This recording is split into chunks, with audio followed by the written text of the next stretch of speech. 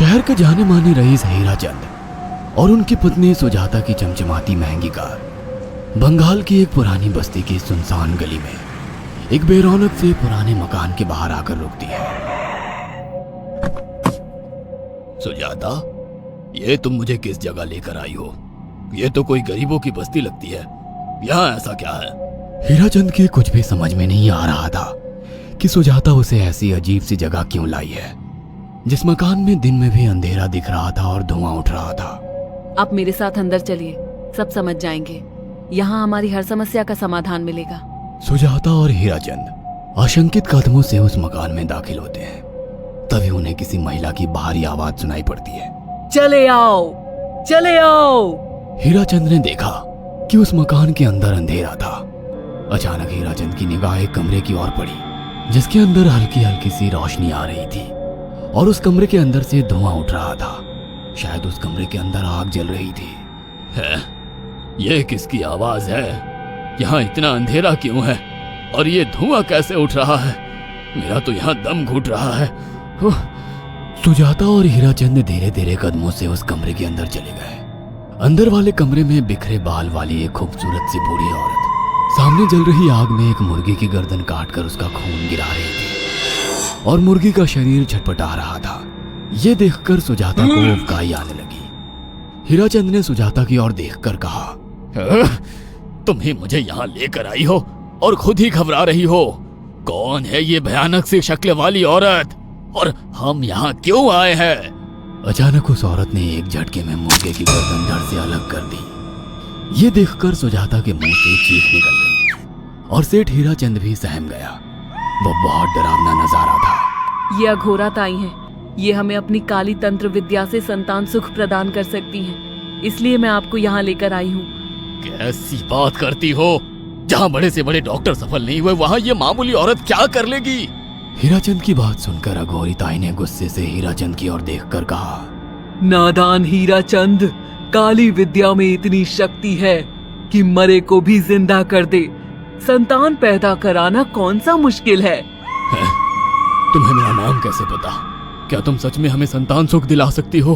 तुम जितनी दौलत मांगोगी मिल जाएगी, अगर ये संभव है तो। संतान का नाम सुनते ही हीराचंद की आंखों में चमक आ गई। वह संतान के लिए कुछ भी कर सकता था। तुम लोगों को मुझे एक नवजात शिशु लाकर देना होगा। मैं उस शिशु की बलि चढ़ा दूंगी और फिर वही शिशु तुम्हारे घर में फिर से जन्म लेगा।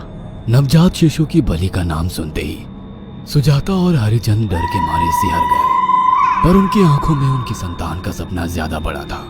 वो सब करने को तैयार थे। अघोरा ताई, आप जैसा कहेंगे हम वैसा करेंगे। बस हमें संतान सुख दिला दो। बिना वारिस के हमारी दौलत किस काम की? संतान सुख के लिए अंधे हो चुके सुजाता और हरिचंद अपनी नौकरानी शीला से एक नवजात बच्ची चोरी करवा के अघोरी ताई को दे देते हैं।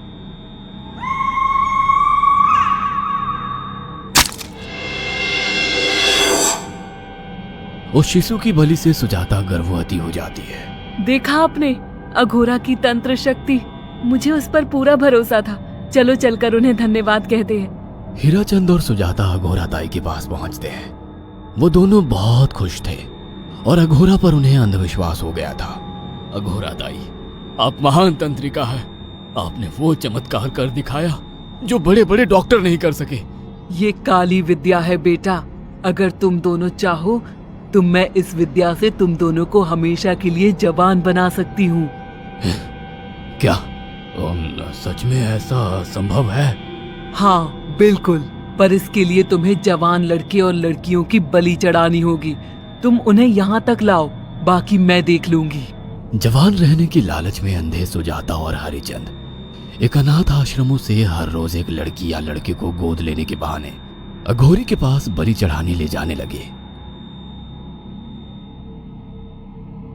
और एक दिन अघोरी ताई ने हीराचंद और सुजाता से इंसानी मांस खाने को कहा।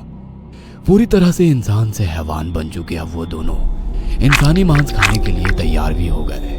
ये गर्म खून और मांस खाकर तुम लोगों की उम्र भी बढ़ जाएगी। खाओ इसे। हाँ, सच में ये इंसानी मांस बड़ा स्वादिष्ट है।